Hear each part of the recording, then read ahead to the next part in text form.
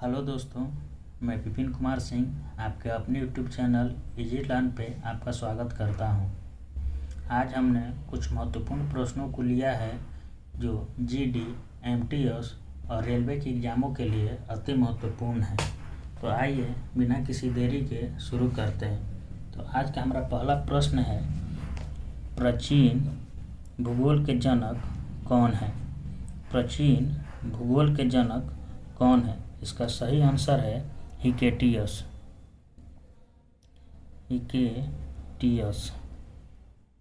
हमारा अगला प्रश्न है, मानव भूगोल के जनक कौन है? मानव भूगोल के जनक कौन है? इसका सही आंसर है फ्रेडरिक रैट जेल। हमारा अगला प्रश्न है, उल्काओं की चमक की घटना किस मंडल में होती है? उल्काओं की चमक की घटना किस मंडल में होती है? इसका सही आंसर है आयन मंडल।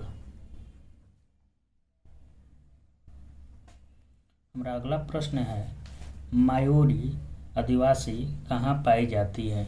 मायोरी आदिवासी कहाँ पाई जाती है? सही आंसर है न्यूजीलैंड। हमारा अगला प्रश्न है, सबसे लंबा रेल मार्ग विश्व में कौन है? सबसे लंबा रेल मार्ग विश्व में कौन है? सही आंसर है ट्रांस साइबेरियन। हमारा अगला प्रश्न है,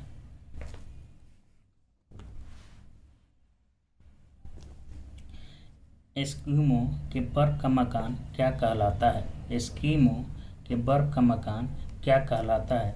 सही आंसर है इग्लू।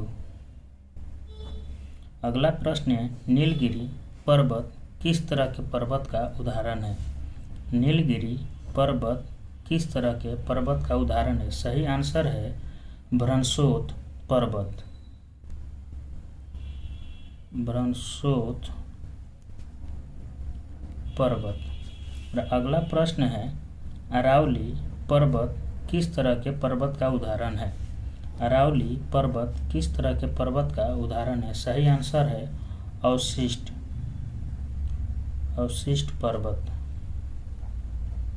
अगला प्रश्न है, भूकंपीय तरंग पहले कहाँ पता चलती है? भूकंपीय तरंग पहले कहाँ पता चलती है? सही आंसर है अधिकेंद्र पर।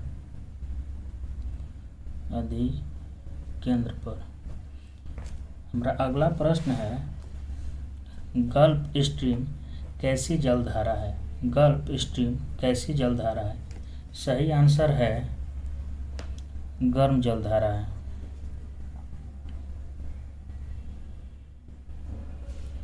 और अगला प्रश्न है, गल्फ स्ट्रीम कौन सी महासागर की जलधारा है? गल्फ स्ट्रीम कौन सी महासागर की जलधारा है? सही आंसर है अटलांटिक।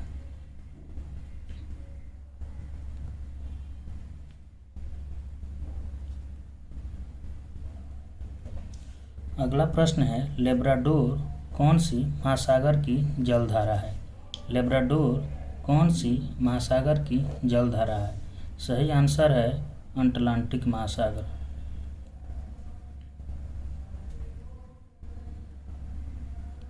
और पूछते दोस्तों कि लेब्राडोर कैसी जलधारा है, तो ये ठंडी जलधारा है।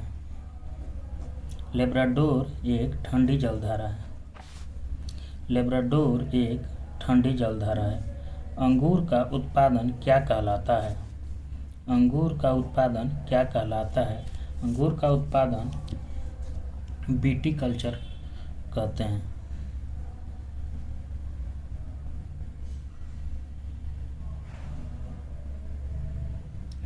विटीकल्चर।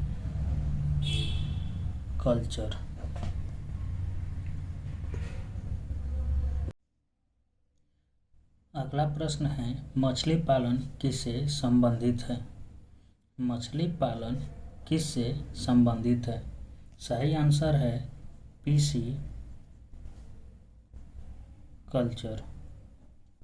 अगला है, बोर्नियो द्वीप किस महासागर में स्थित है? बोर्नियो द्वीप किस महासागर में स्थित है? सही आंसर है हिंद महासागर। अगला प्रश्न है पम्बन द्वीप कहाँ स्थित है? पम्बन द्वीप कहाँ स्थित है? पम्बन द्वीप कहाँ स्थित है? सही आंसर है भारत और श्रीलंका के बीच मन्नार की खाड़ी में। पम्बन द्वीप कहाँ स्थित है? पम्बन द्वीप भारत और श्रीलंका के बीच मन्नार की खाड़ी में स्थित है। एक देशांतर की सर्वाधिक दूरी कहाँ होती है? एक देशांतर की सर्वाधिक दूरी कहाँ होती है? भूमध्य रेखा पर।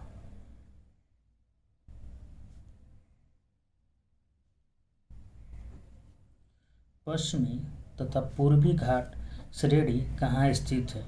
पश्चिमी तथा पूर्वी घाट श्रेणी कहाँ स्थित है? नीलगिरी। दोस्तों, इससे और एक प्रश्न पूछा जाता है कि पश्चिमी और पूर्वी घाट की श्रेणियाँ कहाँ मिलती है? तो इसका भी आंसर नीलगिरी। पश्चिमी तथा पूर्वी घाट की श्रेणियाँ कहाँ मिलती है? तो इसका भी आंसर होता है नीलगिरी। अगला प्रश्न है पृथ्वी पर वस्तु का भार सर्वाधिक कहाँ होता है? पृथ्वी पर वस्तु का भार सर्वाधिक कहाँ होता है? इसका सही आंसर है ध्रुव पर। वही पृथ्वी का भार सबसे कम भूमध्य रेखा पर,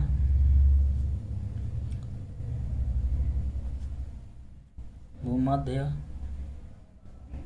रेखा पर, और वहीं वस्तु का भार केंद्र पर शून्य होता है। वस्तु का भार केंद्र पर शून्य होता है। वस्तु का भार केंद्र पर शून्य होता है। अगला प्रश्न है भूमध्य सागर की प्रकाश स्तंभ किसे कहते हैं?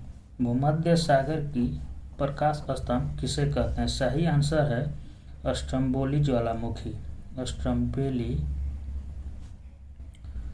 ज्वालामुखी। अगला प्रश्न है एक अक्षांश के बीच की दूरी कितनी है? एक अक्षांश के बीच की दूरी कितनी होती है? सही आंसर है 111 किलोमीटर। 111 किलोमीटर। वही एक देशांतर के बीच की दूरी कितनी होती है? एक देशांतर के बीच की दूरी कितनी होती है? ये होती है 1111.32 किलोमीटर। 113.2 किलोमीटर।